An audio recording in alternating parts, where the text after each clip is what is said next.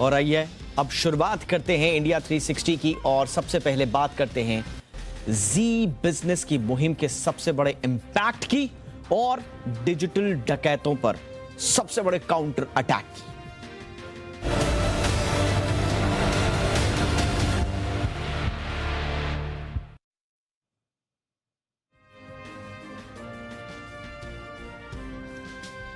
तो आज आपके चहेते चैनल जी बिजनेस की मुहिम के सबसे बड़े असर से हम शुरुआत कर रहे हैं। याद कीजिए, करीब 2 साल पहले हमने एक मुहिम शुरू की थी। यह मुहिम थी फर्जी लोन ऐप्स के चंगुल से आम लोगों को मुक्ति दिलाने की मुहिम। इसके लिए हमने चलाया था ऑपरेशन हफ्ता वसूली, जिसमें हमने अपने स्टिंग के जरिए इंस्टेंट लोन के नाम पर लोगों को टॉर्चर करने वाले गिरोहों का पर्दाफाश किया था। हमारी मुहिम का असर 3 बार मामला संसद में गूंजने के तौर पर दिखा। आरबीआई ने ड्राफ्ट गाइडलाइंस भी जारी की। देश में कई जगह छापे पड़े, गिरफ्तारियां हुई, कई लोगों को इंसाफ मिला, लेकिन हम फिर भी चुप नहीं बैठे। हमने अपने मुहिम को जारी रखा। अब हमारा मिशन ऐसे प्ले स्टोर्स पर सवाल उठाने का था जहां से ऐप्स आसानी से पनाह पा लेते हैं, यानी गूगल और एप्पल जैसे प्ले स्टोर। हमने तहकीकात की, हमने तमाम शोज में सवाल उठाए, अपने स्टिंग ऑपरेशंस हमने जारी रखे और इन्वेस्टिगेटिव पत्रकारिता को जारी रखा। इस बीच हमारी मुहिम से आम जनता के साथ साथ फिनटेक एसोसिएशन भी जुड़ा। ऐसे फर्जी ऐप्स की पहचान का काम शुरू हुआ। आरबीआई और गूगल तक हजारों ऐप्स की जानकारियां गई और करीब 600 ऐप्स को प्ले स्टोर से हटाया भी गया। यह हमारे लिए आम जनता के हक में बड़ी कामयाबी थी, लेकिन हम चुप नहीं बैठे। हमारा एक ही सवाल था कि आखिर आम लोगों को लूटने की मंशा से बनने वाले ऐसे वसूली ऐप्स प्लेटफॉर्म्स पर और प्ले स्टोर्स में जगह पा कैसे लेते हैं। हमने साफ कहा कि डिजिटल डकैतों पर अटैक कब होगा। हमारी मुहिम अब रंग लाई है। पहले फिनटेक एसोसिएशन ने अपने डेटा को एक दूसरे के साथ शेयर कर नकली ऐप्स की पहचान करने का काम शुरू किया, और यही नहीं, ये जानकारी सरकार और आरबीआई तक पहुंचाने की बात भी कही ताकि नकली ऐप्स की पहचान हो सके। और अब गूगल ने पर्सनल लोन देने वाले ऐप्स को लेकर अपनी डेवलपर पॉलिसी में बदलाव किया है।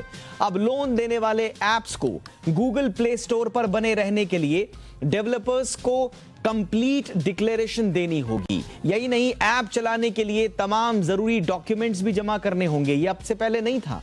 पर्सनल लोन देने वाले उन्हीं ऐप्स को गूगल प्ले स्टोर पर जगह दी जाएगी जिनके पास किसी एनबीएफसी से एसोसिएशन का एग्रीमेंट है या किसी बैंक से, और उन्हें आरबीआई का लाइसेंस मिला हो।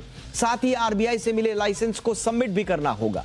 गूगल अब बिना आरबीआई लाइसेंस के पर्सनल लोन ऐप्स को गूगल प्ले स्टोर में मान्यता नहीं देगा, और अगर ऐसे किसी ऐप की जानकारी मिलती है, तुरंत उसकी स्क्रूटनी करके उन्हें हटाने का काम भी तेज हो पाएगा। यह सब मुमकिन हुआ है जी बिजनेस की पहल से। गूगल का मानना है कि नियमों में बदलाव के बाद ऐप्स की मनमानी और धोखाधड़ी पर लगाम लगेगी। सवाल यह है कि आखिर ये ऐप्स अब तक कैसे गूगल प्ले स्टोर्स पर आ जाते थे। इनकी कहानी बड़ी आसान लेकिन दिलचस्प दोनों है। पहले इनकी पहुंच की कहानी सुनिए। मान लीजिए किसी कंपनी ने कोई ऐप बनाया और वो उसे प्ले स्टोर पर डालना चाहती है, तो उसके लिए नियम बहुत आसान हैं। एक फॉर्म, उसमें बुनियादी जानकारी और काम खत्म। गूगल प्ले डेवलपर कंसोल पर जाइए, मेल आईडी और पासवर्ड डालकर लॉगिन कीजिए, कुछ पैसे दीजिए और ऐप का डिस्क्रिप्शन डालकर आप अपनी ऐप को पब्लिश कर सकते हैं। सबसे बड़ी बात यह कि कंपनी का नाम, पता और उसके मालिकों के बारे में कोई खास जांच पड़ताल गूगल या एप्पल नहीं करता।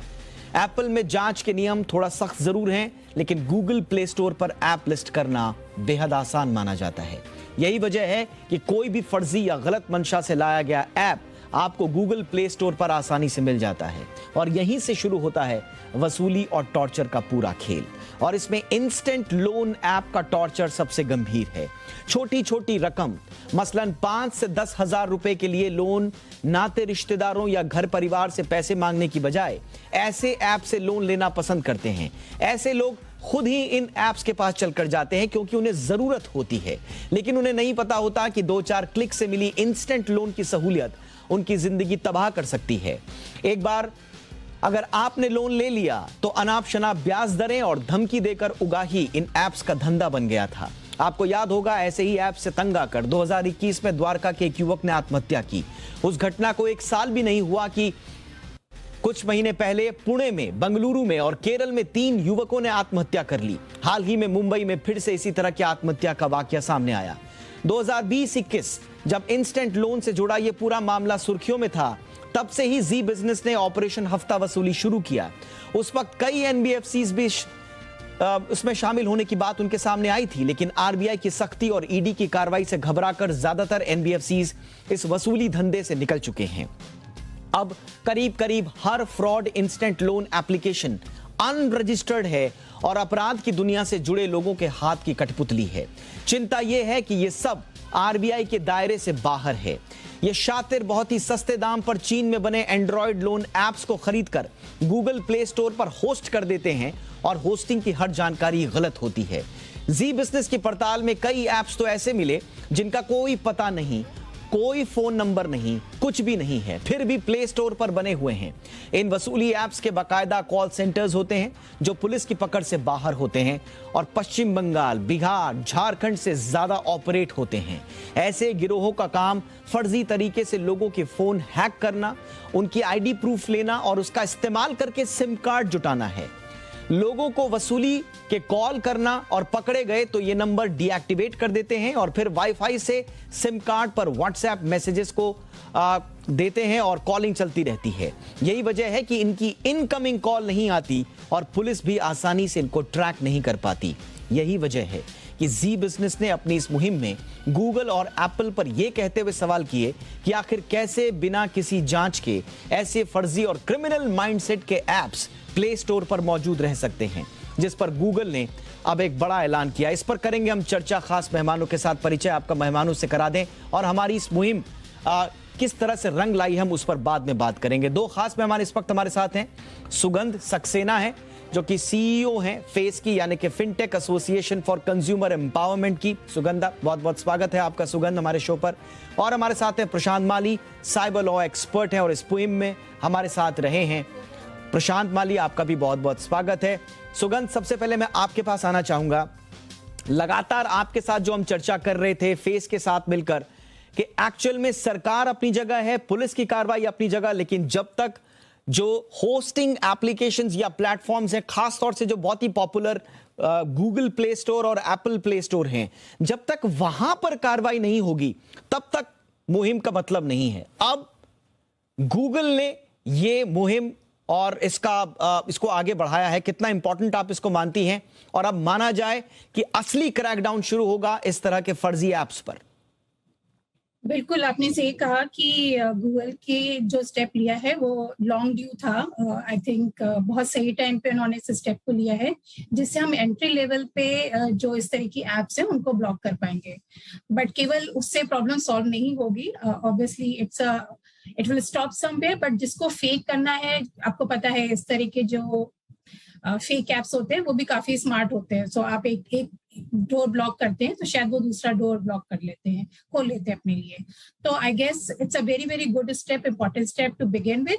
बट एज यू सेड कि ये हमें कॉन्टिन्यूसली इसको मॉनिटर करना पड़ेगा और देखना पड़ेगा कि आगे भी हम एप्स को मॉनिटर करें, क्योंकि फेक डॉक्यूमेंट मिलना बहुत मुश्किल नहीं है। लोग फेक रजिस्ट्रेशन बना लेते हैं, तो बहुत क्लोजली और बहुत केयरफुली और डिलीजेंस के साथ पूरे प्रोसेस को गूगल को मॉनिटर करना पड़ेगा। और as a industry we should also help Google and other stakeholders to monitor these apps closely. Shan ji, कम से कम ये तय हो गया है कि अब एप्स पर आपको किस एनबीएफसी से एफिलिएशन है ये शो करना पड़ेगा, किस बैंक से एफिलिएशन है ये शो करना पड़ेगा, ताकि अगर कोई शिकायत हो तो जल्द से जल्द उसको हटाया जा सके। कम से कम गूगल ने ये सुनिश्चित करके एक बड़ा काम आसान किया है लोगों का। एग्जैक्टली, जो ये पहल हुई है गूगल की, इससे ये तो तय हो गया कि जो पॉलिसी लेवल पे जो खामियां थी गूगल की या ऐप स्टोर की, वो अभी इसमें नहीं रहेगी। दूसरी जो चीज है इसमें कि जैसे मैडम बता रही थी कि हमें सतर्क रहना पड़ेगा। मैं तो चाहूंगा कि भारतवर्ष में एक इकोनॉमिक फ्रॉड के पुलिस का ढंग से गठन हो। हम उन पुलिस का इस्तेमाल कर रहे हैं जिन्हें हम 8 किलोमीटर भगा के सेलेक्ट करते हैं, जिनके शरीर दृष्टि से हम उसको फाइनेंशियल फ्रॉड संभालने के लिए ये पुलिसिंग बनाई जाती है। तो ईओडब्ल्यू जो होता है सब जगह पे, इकोनॉमिक ऑफेंसेस विंग, हर स्टेट में होता है, उसको अगर पुख्ता करना है, क्योंकि ऐसे अलग अलग फ्रॉड हर बार नए नए, हम कितने सारे फ्रॉड मीडिया से उजागर करते रहेंगे सोचिए। लेकिन अगर पुलिस को काम करना है तो उसकी सब्जेक्ट एक्सपर्टीज पुलिस होना जरूरी है। तो यानी कि आप ना कि सिर्फ हट्टे कट्टे लोगों को इस पुलिस दल में लीजिए जो इकोनॉमिक व्हाइट कॉलर क्राइम्स है उसके लिए, बट आप उसमें आप चार्टर्ड अकाउंटेंट्स को ले सकते हैं, आप जो अकाउंटिंग बैकग्राउंड के लोग हैं जो ये फाइनेंशियल फ्रॉड्स को समझे, या डिजिटल फोरेंसिक जो अकाउंटिंग फोरेंसिक्स अकाउंटिंग होती है उसको समझे, ऐसे लोगों को पुलिस दल में शामिल करना जरूरी है। ना कि सिर्फ 8 किलोमीटर भाग के आप जिसको, या जिसकी बॉडी या जिसकी हाइट है उसको आप इकोनॉमिक फ्रॉड्स या जो फाइनेंशियल फ्रॉड है उसको, तो ये जो पुख्ता जब तक ministry of home affairs Delhi से और हर होम मिनिस्ट्री नहीं लेती, तब तक मुझे लगता है ऐसे छोटे मोटे फ्रॉड जो है जो निकलते आएंगे और पुलिस इनके पीछे जा नहीं पाती, क्योंकि उनके पास उनकी उतनी एक्सपर्टीज नहीं होती। और जब तक ये नहीं होगा, मुझे नहीं लगता कि हम सब तक पूरी तरह से जो हम अपना काम कर रहे हैं अच्छी तरह से, जीनियस अच्छी तरह से ये काम कर रहा है, वो हम पूरी तरह से उसको अंजाम तक पहुंचा पाएंगे। ये आपने बड़ा इंपॉर्टेंट आपने सलाह दी है, और ऐसी सलाह आप वक्त वक्त पर देते भी रहते हैं। वाकई में एक इंपॉर्टेंट, एक डेडिकेटेड विंग बनाने की आवश्यकता है। कुछ कोशिशें जरूर की गई हैं सरकार और पुलिस महकमे की ओर से, लेकिन अभी तक वो नाकाम काफी साबित हुई हैं, लिहाजा इस ओर कदम उठाने चाहिए। सुगंध, अब चूंकि गूगल ने इसको इमीडिएटली लागू भी कर दिया इस पॉलिसी को, सवाल ये है कि जो मौजूदा एप्स वहां पर पड़े हुए हैं, क्या गूगल उनसे संपर्क साध कर बोलेगा कि आप अपने जो डॉक्यूमेंट्स हैं वो पुख्ता कीजिए, या ये नए ऐप्स जो रजिस्टर्ड होंगे उनके लिए है, जो ऑलरेडी वहां पर हैं और हटाए नहीं गए हैं, उनका क्या? गूगल की पॉलिसी मैंने देखी, उसमें ये बहुत क्लियर नहीं था, बट स्टिल वहां पे ये लिखा हुआ है कि अगर आपकी अंडरटेकिंग में कोई भी शॉर्टकमिंग है तो गूगल के पास राइट है उसको विथड्रॉ करने का।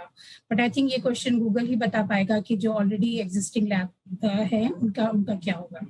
बिल्कुल। और सुगंध, मुझे लगता है कि यहां पर आम लोगों के लिए, और आप जो कि फेस जैसी एक जिम्मेदार संस्था है, उनको काम करना होगा, क्योंकि जितना मैंने पढ़ा है उसमें अगर कोई भी फ्लैग ऑफ करता है गूगल को और वो क्रॉस चेक करता है कि क्या एफिलिएटेड एनबीएफसीज या बैंक का जो एसोसिएशन है, जो एग्रीमेंट है, वो अप्रूव्ड है गूगल से या नहीं, अगर ये पता चल जाए तो उसको तुरंत हटाने में सहूलियत होगी। आप लोगों ने सरकार और आरबीआई तक पहले भी आरबीआई और सरकार तक ये बात पहुंचाई है, तो मुझे लगता है कि वहां पर एक थोड़ा सा हिंट है। बिल्कुल, लेकिन एज आई सेड कि इसमें कॉम्प्लिकेशंस होते हैं। जो फेक कंपनी होती है वो करती क्या है कि किसी भी एनबीएफसी का फेक नाम आपके लिए यूज करेगी। हमने ये एक्सपीरियंस किया है कि बहुत सारी नई एनबीएफसी होती है जिनका ऑपरेशन अभी शुरू भी नहीं हुआ होगा, तो ये ऐप उस नाम को मिसयूज कर लेती है। इट्स ओनली व्हेन कस्टमर आपको कॉल करेगा देन पता चलता है कि अच्छा ये मेरी कंपनी का नाम यूज कर लिया गया या मिसयूज कर लिया गया। तो जो दूसरे कुलीग अभी यहाँ पे बोल रहे थे, ये इम्पोर्टेंट है कि हमारी जो मैकेनिज्म है इसको मॉनिटर करने के लिए, जो मार्केट मॉनिटरिंग मैकेनिज्म है वो भी स्मार्ट हो, क्योंकि अभी हम लोग बहुत मैनुअली देखते हैं, एक एक ऐप में जाके देखते हैं, कंपनीज के नाम देखते हैं, और उसमें इतनी सारी, जैसे कि आपने कहा, हजारों ऐप है, पॉसिबिलिटी है कि हम मैनुअली उस इंटरवेंशन को उतने इफेक्टिवली ना कर पाए। तो हम लोग उस डायरेक्शन में भी सोच रहे हैं कि इज देयर अ प्रोसेस कि अगर इस तरह की ऐप आती है जहाँ पे किसी कंपनी का नाम मिसयूज किया गया है, और या उनको अलर्ट चला जाए कि इस ऐप में इस नेम का मिसयूज हुआ है, तो प्रॉब्ली इसकी बेटर मॉनिटरिंग हो पाएगी, because manually there is always a chance कि कुछ चीजें स्लिप थ्रू कर जाए। बिल्कुल, लेकिन एक नजीर जरूर हुई है, एक बहुत बड़ा स्टेप उठाया है। और क्योंकि खास तौर से हम जब कहते हैं कि गूगल और एप्पल जैसे जो संस्थाएं हैं, जो बड़े बड़े जायंट्स हैं, उन तक सरकार का हस्तक्षेप उनकी पॉलिसी के अंदर तक नहीं हो पाता है, लिहाजा बार बार ये सवाल उठता रहा है कि क्या इस तरह के जो प्लेटफॉर्म्स हैं वो अपने अंदर अपनी सेल्फ रेगुलेशन से क्या इस तरह की मुद्दों को एड्रेस करेंगे। तो वो एक बड़ा राहत हुई है, हमारी जो मुहिम है वहां पर काम आएगी। लेकिन प्रशांत, इसमें अभी भी सरकार का काम बहुत बाकी है, क्योंकि अभी भी हम जैसा कह रहे हैं कि जो एग्जिस्टिंग एप्स हैं उनको हटाना, या जो फेक एनबीएफसी से एसोसिएशन के या एग्रीमेंट्स को फेक तरीके से पा लेना, हालांकि गूगल ये कह रहा है कि उनकी इंटरनल टीम इसका असेसमेंट करेगी, अपने स्क्रूटनी करेगी, तो हम उनके भरोसे नहीं बैठ सकते। अभी सरकार का काम बाकी है। डॉक्टर प्रशांत, डेफिनेटली मुझे ऐसा लगता है कि फाइनेंस मिनिस्ट्री के अंदर या आरबीआई के अंदर एक मॉनिटरिंग टीम बिठा देना चाहिए, और ये मॉनिटरिंग टीम क्या करेगी, ये दोनों का कंप्लायंस को साझा करेगी कि जो चीज मतलब आरबीआई का अप्रूवल है या नहीं, एप्स की लिस्ट बनाएगी, और आरबीआई एनबीएफसी के अप्रूवल्स जो उनके पास है या नहीं है उसकी लिस्ट बना के वो खुद ही गूगल को पुश करेगी। बिकॉज गूगल शायद इसमें इतना इन्वेस्ट नहीं करे, लेकिन हम ही को करना पड़ेगा। फाइनेंशियल जितने भी विजिलेंस वाले लोग हैं उनको तुरंत, क्योंकि फाइनेंशियल विजिलेंस कमीटीज कहीं पे होती है, फाइनेंशियल विजिलेंस पुलिस कहीं सारी हमारी लॉ एनफोर्समेंट एजेंसी उसमें है, ईडी में है, एसएफआई में है, रीजनल ईओडब्ल्यूज के अंदर है। तो हर स्टेट में या सेंट्रल पे एक टीम बिठा के एक मॉनिटरिंग मैकेनिज्म लगा के जो जितने भी पुराने हैं वो उनको निकाल देने की एक मुहिम मुझे लगता है एमएचए या फाइनेंशियल अपना हमारा जो फाइनेंस मिनिस्ट्री है उसने तुरंत हाथ में ले लेना चाहिए, और एनजीओज और जो ऑर्गेनाइजेशंस उन्होंने भी हाथ में लेके गूगल को जितना ही इंफॉर्मेशन पुश करेंगे उतना गूगल एक्शन लेगी। तो जब तक कुछ ना कुछ अगर हम एक्शन नहीं लेते तब तक ये पुराने वाले जो एप्स है वो चलते रहेंगे, और पुराने वाले जो एप्स के जो लोग हैं वो शायद अभी भी ग्राहकों को तकलीफ देते रह सकते हैं। बहुत बहुत शुक्रिया सुगंध और डॉक्टर प्रशांत, आप दोनों का, और वी अप्रिशिएट कि आपने इस मुहिम में हमारा पूरा साथ दिया। आगे भी आप लोग इसी तरह से साथ देते रहें। तो कुल मिला के गूगल की ओर से यस मैम, थैंक यू, और पहल तो हुई है।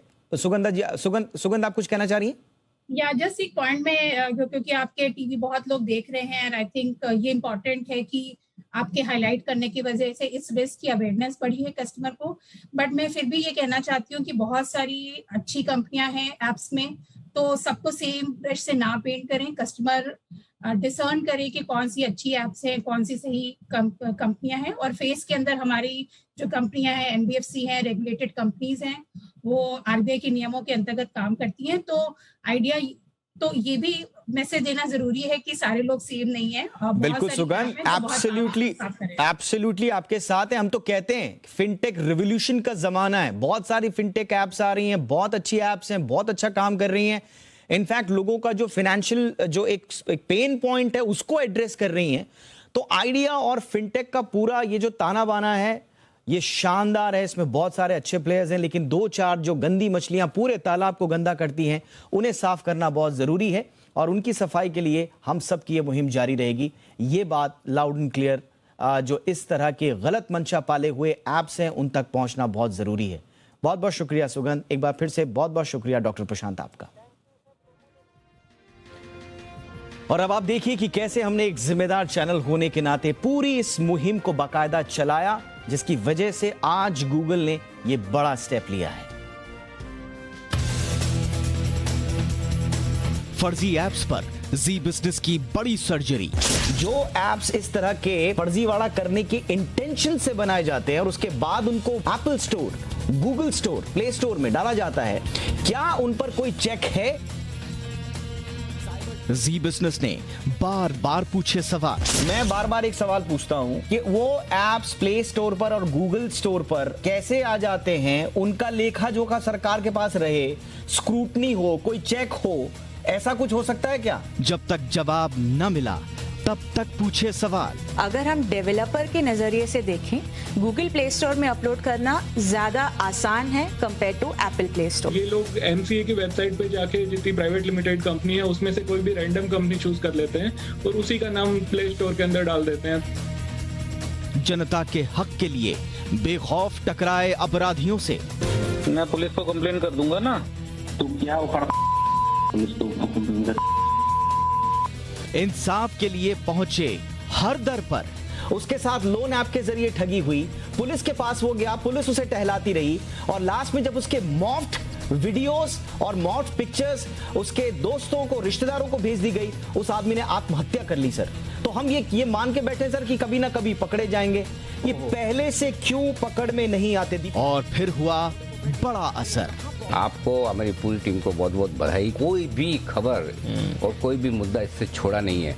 3 बार तो ये मुद्दा संसद में गूंजा है, 2 या 3 बार आरबीआई की गाइडलाइंस आई है, बिल्कुल, और अब फाइनली बड़ा इम्पैक्ट गूगल पर होता हुआ दिख रहा है। गूगल अब आसानी से किसी को अपनी एप्स गूगल स्टोर पर नहीं लाने देगा बिना किसी तहकीकात के।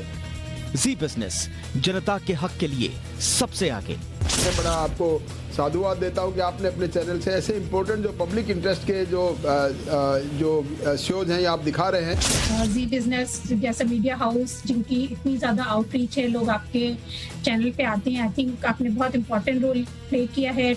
हमेशा जनता के साथ। जी बिजनेस तब तक चुप नहीं बैठेगा जब तक इस तरह के फर्जी एप्स का संपूर्ण सफाया नहीं हो जाता है। हम अपनी मुहिम जारी रखेंगे, तो ये मुहिम हमारी जारी रहेगी। बहरहाल आगे बढ़ते हैं। आज की बड़ी खबर, लेकिन महंगाई के मोर्चे पर बुरी खबर। अप्रैल में रिटेल महंगाई दर 8 साल की ऊंचाई पर पहुंच गई है। अप्रैल में रिटेल महंगाई दर 7.79% रही, जबकि अनुमान 7.4% का था। आपको बता दें कि पूरी दुनिया में महंगाई चरम पर है। कल अमेरिका में आंकड़े आए थे और वहां अप्रैल में महंगाई दर 8% के पार रही थी। अब भारत में भी महंगाई 7.25% तक पहुंच गई है। महंगाई के नए आंकड़ों से आरबीआई पर ब्याज दरें बढ़ाने का दबाव बढ़ जाएगा। आपको बताएं कि पिछले हफ्ते आरबीआई अप्रत्याशित तौर से ब्याज दरें बढ़ाता हुआ नजर आया था।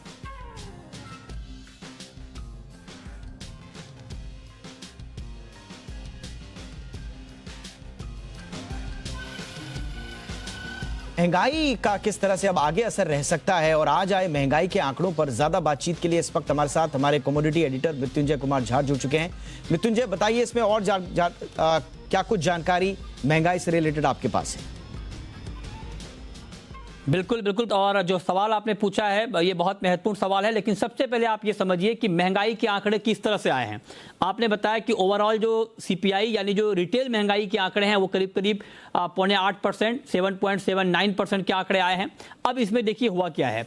सब्जियों की महंगाई अप्रैल में 11.64% से बढ़कर 15.41% पर पहुंच गई है। मतलब सब्जियों की महंगाई बढ़ी है, वो इसलिए बढ़ी है क्योंकि डीजल के दाम बढ़ रहे हैं, सप्लाई कम हो रही है। दालों की महंगाई हालांकि कम हुई है, 2.57% से घटकर 1.86% पर पहुंची है।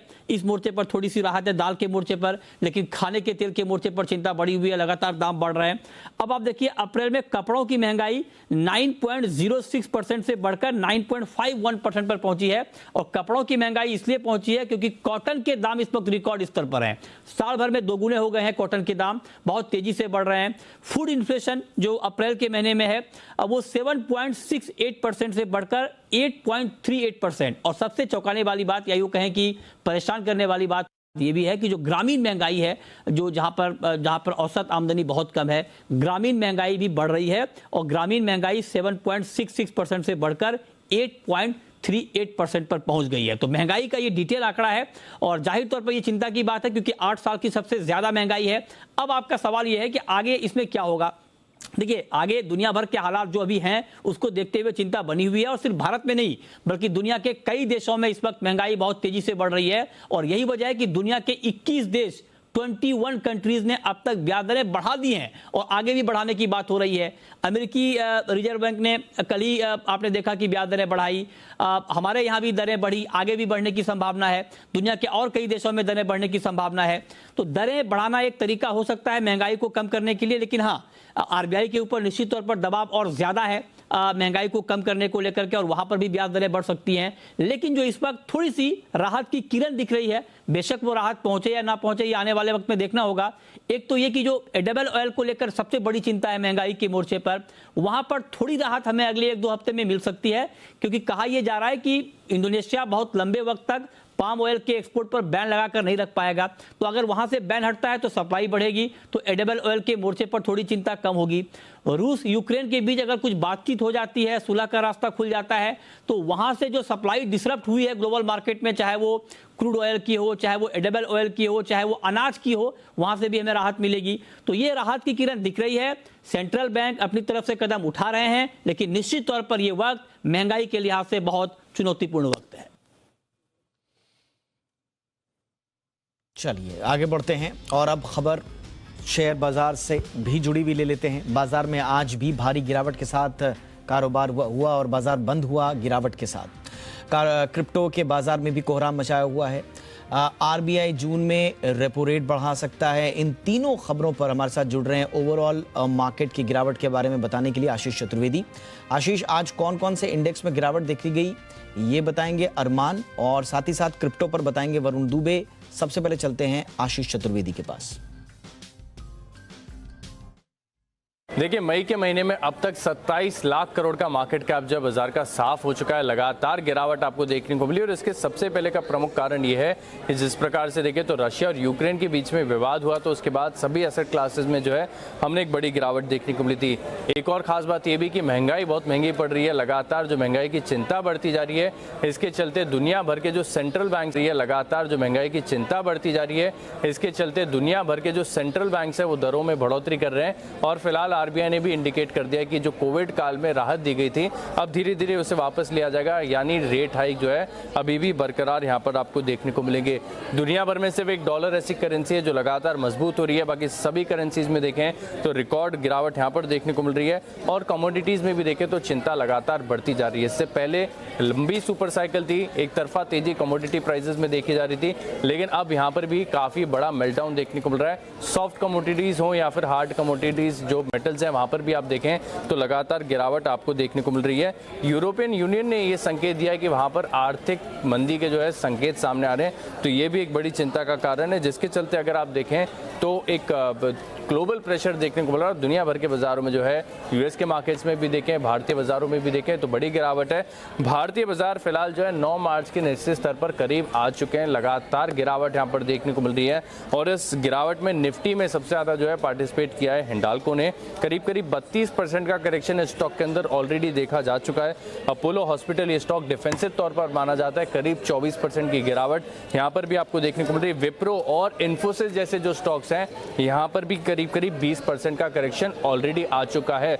मिड कैप स्टॉक्स की बात की जाए तो देखिए नाल्को यहां पर 27% का करेक्शन आ गया है। एल&टी टेक्नोलॉजीज 23-24% की गिरावट यहां पर देखने को मिल रही है। स्मॉल कैप स्टॉक्स की बात की जाए तो देखिए वर्धमान टेक्सटाइल करीब 40% का करेक्शन यहां पर देखने को मिला। वेल्सपन इंडिया है, शोभा, हिंदुस्तान कॉपर में लगातार गिरावट देखने को मिली। और टॉप 500 की बात की जाए तो धनी सर्विसेज 47% का बड़ा कट यहां पर देखने को मिला है। नजारा टेक्नोलॉजीज अपने लाइफ लोज पर है और बहुत लंबी सूची है स्टॉक्स की जहां पर बड़ी गिरावट देखी जा रही है। और मार्केट में आज इसके बाद किस किस तरह का एक्शन देखने को मिला, विस्तार से बताएंगे मेरे सहयोगी अरमान नाहर। आज लगातार 5वें दिन मार्केट में अच्छी खासी मंदी देखने के लिए मिली। ग्लोबल मार्केट से तो जो मंदी का थी ही सही, उसके साथ साथ हमारे मार्केट में अच्छा खासा पैनिक देखने को मिला और आज ही सिर्फ बीएसई में लगभग 5 लाख करोड़ का मार्केट कैप स्वाह होता दिखा। वहीं अगर आप देखेंगे कि टॉप निफ्टी के लूजर्स की अगर सूची देखेंगे तो टॉप निफ्टी लूजर्स में आपको IndusInd bank, Tata steel, Tata Motors, Hindalco देखेंगे, ऐसे दिग्गज स्टॉक्स दिखेंगे जिसमें अच्छा खासा कट देखा गया। वहीं अगर आप गेनर्स की बात करें तो गेनर्स में आपको सूची में बिल्कुल कम या फिर कोई ऐसे है ही नहीं जो 1% से या 1-1.5% से भी ज्यादा कोई अच्छे गेन दिखाए हों। अगर आप टॉप लूजर्स की बात करें निफ्टी के अलावा तो उसमें आपको दिखेंगे Praj industries, Jindal stainless Hisar, LG equipment, VIP industries ऐसे स्टॉक है जो अच्छी बड़ी कटौती जिन पर देखी गई। कौन से स्टॉक्स रहे फोकस में?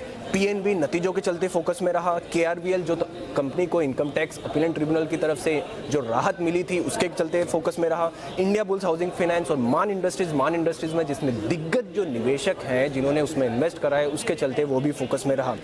और इसी के साथ साथ अगर आप टॉप गेनर्स देखें जो निफ्टी के अलावा अगर कोई टॉप गेनर्स हैं तो उस सूची में आपको Avanti feeds, Indo count, Gujarat gas और त्रिवेणी टर्बाइन जो ऐसे स्टॉक्स हैं जो अच्छी टॉप गेनर्स जो निफ्टी के अलावा आपको देखने के लिए मिले। अगर ओवरऑल सम करा जाए तो 5वें दिन भी अच्छी खासी गिरावट देखने के लिए मिली। आपको निफ्टी स्मॉल कैप देख लीजिए, मिड कैप देख लीजिए या छोटे मझोले स्टॉक्स देख लीजिए, सब पे अच्छा खासा कट देखने को मिला। और अब ये पूरे सिर्फ आज के दिन ही जैसा कि मैंने पहले भी बताया था कि बीएसई ने लगभग 5 लाख करोड़ का मार्केट कैप आज स्वाह होता दिखा है। और चलिए मार्केट पर आगे किस तरह की चाल रह सकती है मार्केट की, इस पर बातचीत करने के लिए इस वक्त हमारे साथ ट्रेड स्विफ्ट ब्रोकिंग के डायरेक्टर संदीप जैन जी जुड़ चुके हैं। संदीप जी बहुत बहुत स्वागत है सर। आगे क्या होगा सर? देखिए बहुत कठिन है जिस तरीके का माहौल बना हुआ है। 7-8 दिन से नॉन स्टॉप पिटाई हो रही है मार्केट्स की और इतनी मंदी आ जाएगी, इतनी गहराई जाएगी, इतनी भी उम्मीद नहीं थी। बट यस, अब ऐसा लगता है कि जो पैनिक बॉटम बनाए थे रशिया यूक्रेन क्राइसिस के टाइम पे 15,671, वो एक लेवल है जहां पे लगता है कि एक सपोर्ट लेना चाहिए, और ऐसा लग रहा है कि 15,700-800 एक सपोर्ट का काम कर सकता है और मार्केट्स एक बार एक बाउंस देंगे। अब ये देखना है कि 16,500-600 के लेवल्स पहुंचते हैं या नहीं है, बट ऐसा लगता नहीं है। बाकी बैंक निफ्टी भी आज वीक हुआ, सारे सेक्टर्स अक्रॉस द बोर्ड पूरी मद्दी थी और मिड कैप स्मॉल कैप में बहुत बड़ी पिटाई हुई है। तो मैं यही कहूंगा कि मद्दी नहीं करे अब इन लेवल्स पे, और तेजी के लिए स्टैगर्ड वे में तेजी करे। धीरे धीरे आपको कोई खरीदारी करनी है तो स्टैगर्ड वे में बाइंग करे, क्योंकि मार्केट्स को प्रेडिक्ट करना बहुत मुश्किल है इन लेवल्स पे। आज वीक्स भी बढ़ा हुआ है, सो सारे आसान नेगेटिव दिख रहे हैं, but let's see what happens. एक छोटा मोटा बाउंस मुझे लगता है कि आ सकता है कल के सत्र में। आप कई ट्रेडिंग सेशन से सर हमसे बातचीत कर रहे हैं इस बुलेटिन में, और आपने हमेशा कहा कि कॉन्शियस होकर आगे बढ़ें, और बिल्कुल आपके अनुमान के मुताबिक ही बाजार आगे बढ़ रहा है। अब लोग हमसे पूछ रहे हैं कि संदीप जी से पूछिए कि बॉटम कब बनेगा, इस बारे में कुछ कह सकते हैं सर? आपने बहुत, ये बात तो सही है कि अनुमान सही जा रहे थे, बट फिर भी मैं ये कहूंगा कि बॉटम प्रेडिक्ट करना बहुत मुश्किल है, और अभी ऐसा लगता नहीं कि इतनी जल्दी प्रेडिक्शन का समय आ गया है, क्योंकि हर बार यही देखते हैं कि 15,700-800 एक रेंज है जहां पे सपोर्ट मिल सकता है, क्योंकि बहुत बड़ी पिटाई हो चुकी है। बट अगेन ये बाउंस ही होगा, उसके बाद क्लैरिटी अभी भी नहीं आई है कि मार्केट्स में तेजी कैसे बनेगी, क्योंकि सारे फैक्टर्स, फंडामेंटल्स और टेक्निकल्स और सब नेगेटिव दिख रहे हैं। So I am not very confident, मैं अभी राय देने लायक नहीं हूं। सो बस मार्केट्स पे watch and wait and watch रख रहे हैं, बस wait and watch. Thank you so much sir Sandeep ji, इस तमाम जानकारी के लिए आपका बहुत बहुत शुक्रिया। एक तरफ बाजार प्रभावित है तो दूसरी तरफ क्रिप्टो करेंसीज में आज एक दिन में 30% तक की गिरावट आई है। बिटकॉइन पिछले 6 महीने में 50%, तो डॉज कॉइन 70% गिर चुका है। टेरा लूना तो एक हफ्ते में ही 90% से ज्यादा हो गया, मेरे ख्याल से 98-99% गिरा है। क्रिप्टो के औंधे मुंह गिरने से निवेशकों के हौसले पस्त हैं।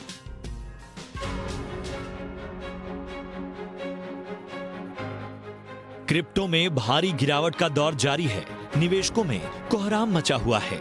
पिछले एक महीने में निवेशकों को करीब 800 अरब डॉलर की बड़ी चपत लग चुकी है।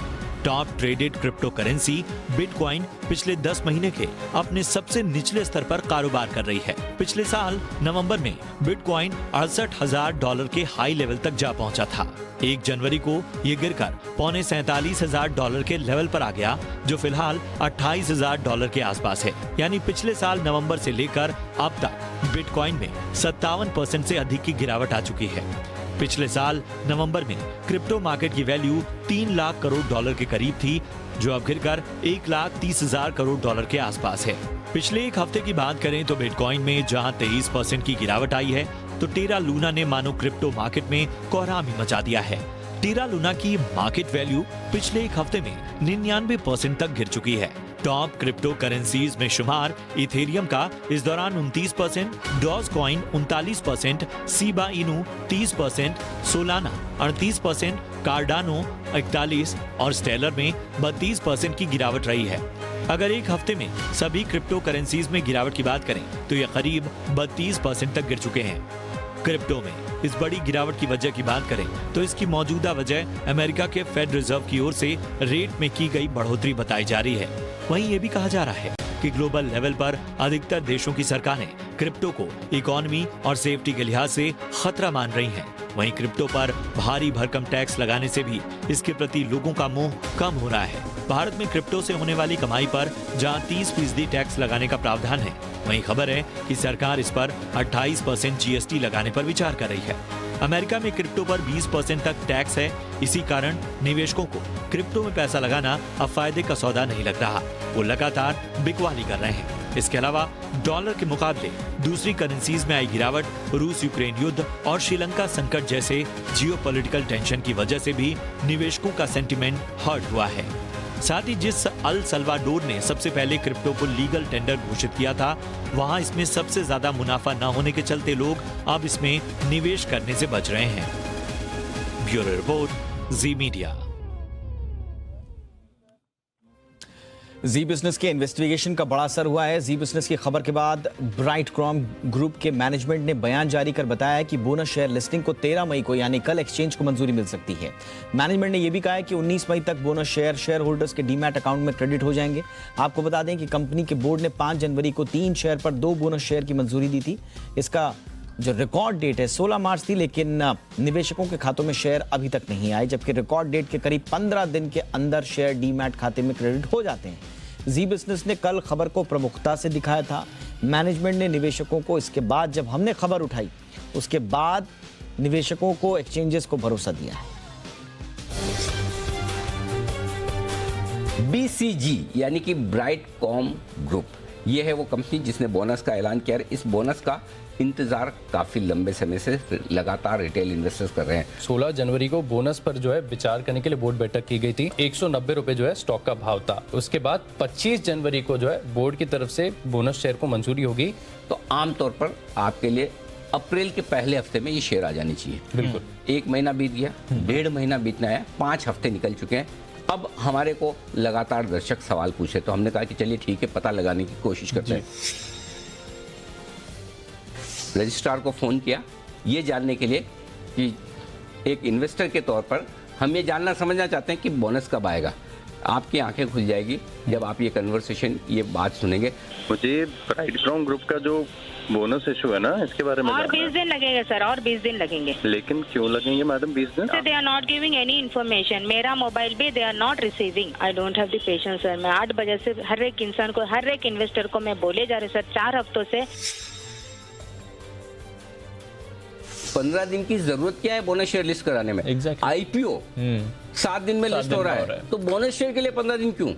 हम किस जमाने में हैं? तो बोनस शेयर की लिस्टिंग तो तुरंत ऐसे 2 दिन में होनी चाहिए। आज बोनस शेयर रेशियो अनाउंस किया, 2 दिन बाद 3 दिन बाद आपकी रिकॉर्डेड हो गए क्रेडिट, आराम से खरीदिए बेचिए। आई थिंक उस तरफ बढ़ने की जरूरत है। ये बहुत जरूरी है कि जल्दी से जल्दी इस चीज़ों का सॉल्यूशन हो। और शायद ये पहला और आखिरी मौका नहीं है जहाँ पर बोनस शेयर क्रेडिट होने में वक्त लगता है। आई थिंक एक्सचेंजेस इस मामले को लेकर कुछ न कुछ ऐसा नियम बनाने की कोशिश करेंगे।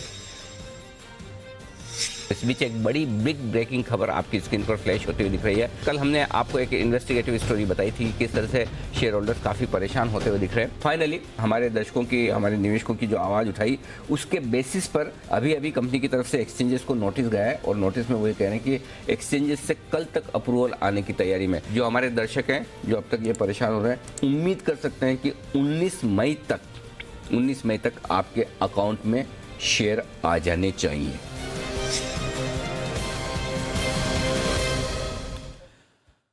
और आइए अब दिन की कुछ और बड़ी खबरों पर नजर डाल लेते हैं। वाराणसी के ज्ञानवापी मस्जिद को लेकर सिविल कोर्ट ने बड़ा फैसला सुनाया है। कोर्ट ने ज्ञानवापी मस्जिद के तहखाने में सर्वे के लिए नियुक्त किए गए एडवोकेट कमिश्नर अजय कुमार मिश्रा को हटाए जाने से इनकार कर दिया है। हालांकि अदालत ने अजय मिश्रा के साथ 2 सहायक कमिश्नर नियुक्त किए हैं। अदालत ने कहा है कि कोर्ट कमिश्नर 17 मई को अपनी रिपोर्ट सौंपें। मिली जानकारी के मुताबिक अदालत ने सुबह 9 बजे से दोपहर 12 बजे तक सर्वे के निर्देश दिए हैं। नहीं बदले जाएंगे। अजय कुमार मिश्रा के साथ विशाल सिंह भी लगाए गए हैं और कोई अगर हिला हवाली करता है, कमीशन कार्रवाई में अनुपस्थित रहता है तो भी कमीशन कार्रवाई होगी। और कमीशन कार्रवाई में यदि कोई विरोध करता है उस पर FIR दर्ज होगा, मुकदमे किए जाएंगे। हाँ, साथ में 2 अजय कुमार मिश्रा, विशाल सिंह। 17 मई तक रिपोर्ट दाखिल कर देनी है। यह अजय कुमार मिश्रा, विशाल सिंह डेट तय करेंगे।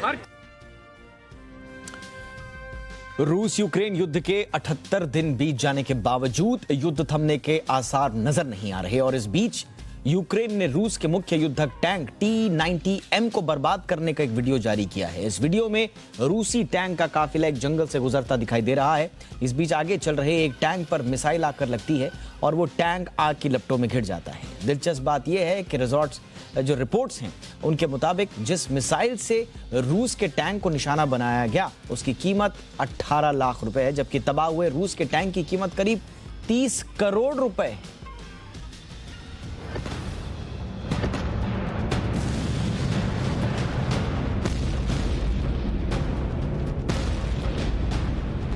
आज रूस यूक्रेन युद्ध का 78वां दिन है। यूक्रेन पर हमले जारी हैं।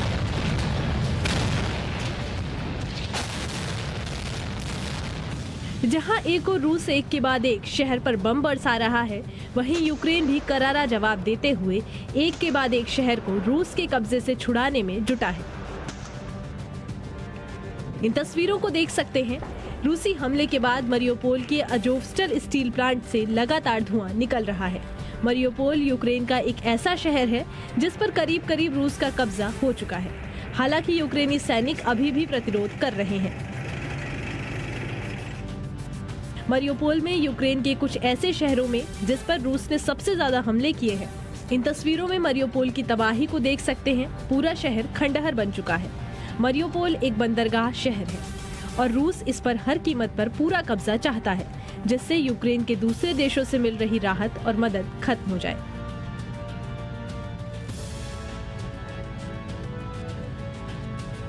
ये तस्वीरें यूक्रेन की अजोव बटालियन ने जारी की हैं। ये तस्वीरें युद्ध का सबसे बड़ा दर्द बयां कर रही हैं। इन तस्वीरों में मरियोपोल में रूसी हमले के बाद घायल वो सैनिक हैं जो शारीरिक रूप से अपंग हो चुके हैं। भले ही यूक्रेन धीरे धीरे अपनी जमीन को वापस ले रहा है, लेकिन रूस इस युद्ध में अभी बहुत कुछ करने वाला है। रूस ने साफ कह दिया है कि रूस के बॉर्डर पर नेटो देशों की हर हरकत पर नजर है। Безусловно, все, что связано с действиями, которые способны так или иначе менять конфигурацию альянса у наших границ, мы наблюдаем самым внимательным образом. Это предмет весьма и весьма тщательного. मतलब साफ है कि रूस को अगर किसी भी नेटो देश से कोई खतरा दिखेगा तो रूस उस पर हमला करने से शायद नहीं चूकेगा। फिर रिपोर्ट जी मीडिया। 7 मई को तालिबान ने अफगानिस्तान में मुस्लिम महिलाओं को बुर्का पहनने का फरमान जारी किया था, जिसका अफगानिस्तान में जमकर विरोध हो रहा है। महिलाएं सड़कों पर उतरकर फैसले का विरोध कर रही हैं।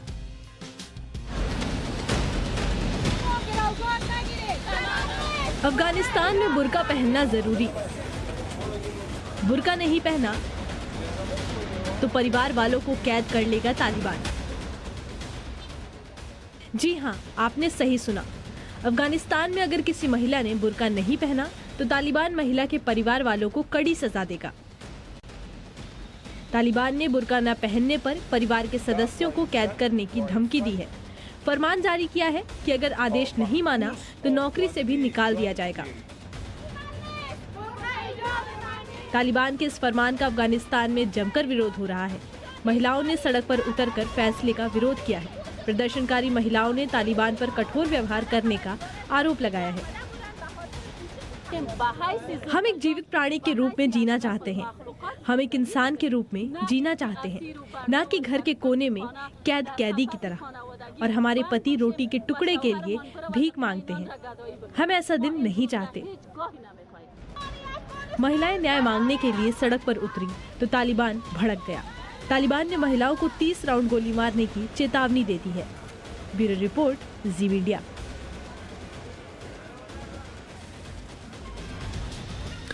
चक्रवाती तूफान असानी के बीच आंध्र प्रदेश से एक हैरान करने वाला वीडियो सामने आया है। यहां समंदर की लहरों के बीच अचानक रहस्यमयी रथ दिखाई दिया। समंदर की तेज लहरों के बीच से निकले इस रथ ने हर किसी को फिलहाल हैरान कर दिया है।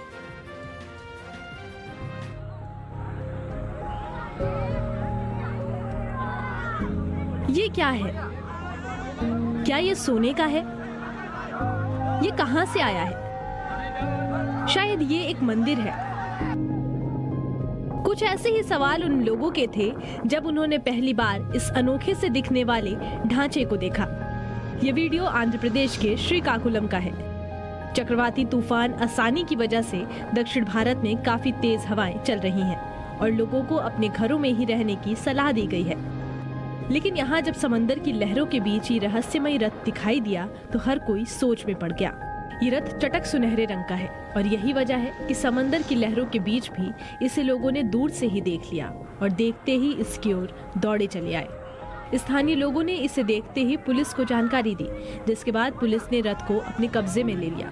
पुलिस अधिकारियों के मुताबिक रथ पर लिखी भाषा से ये म्यांमार का लग रहा है। वही रथ पर 16 जनवरी 2022 लिखा है। इससे ये बात तो साफ है ये ढांचा ज्यादा पुराना नहीं है और न ही ये कोई सोने का जादुई रथ है।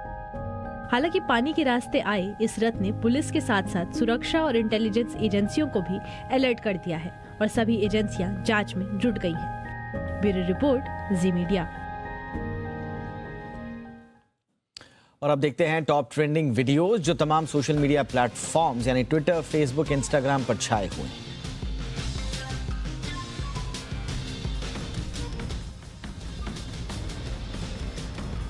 हो जाती है। ये बच्ची इसी कहावत को सही साबित कर रही है। इस लड़की का एक पैर नहीं है, लेकिन ये बेहद आत्मविश्वास के साथ अपने स्कूल के दोस्तों से मिलने जा रही है। उसके दोस्त भी बार बार उसके पैरों को देखते हैं और अपनी दोस्त को गले लगा लेते हैं।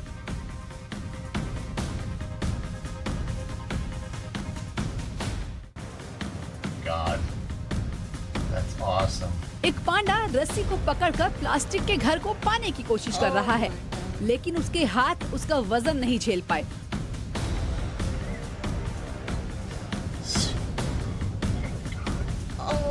और अचानक वो नीचे गिर गया। सोशल मीडिया पर ये वीडियो तेजी से वायरल हो रही है।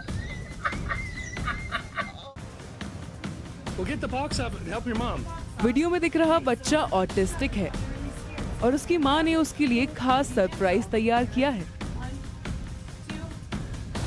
जैसे ही बच्चा स्कूल से बाहर आया, उसकी नजर इस डॉग पर पड़ी।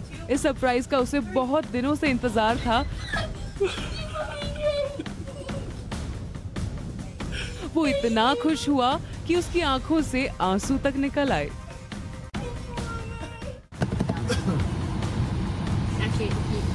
ये बच्चा फ्लाइट में बैठ टेक ऑफ का इंतजार कर रहा है, लेकिन तभी उसे मस्ती सूझी और इसने सामने कर रहे कर्मचारी को गेम खेलने का इशारा किया। कर्मचारी ने भी बच्चे की जिद मान ली और दोनों स्टोन पेपर सिजर खेलने लगे। देखिए हारने के बाद इस बच्चे ने कैसे रिएक्ट किया।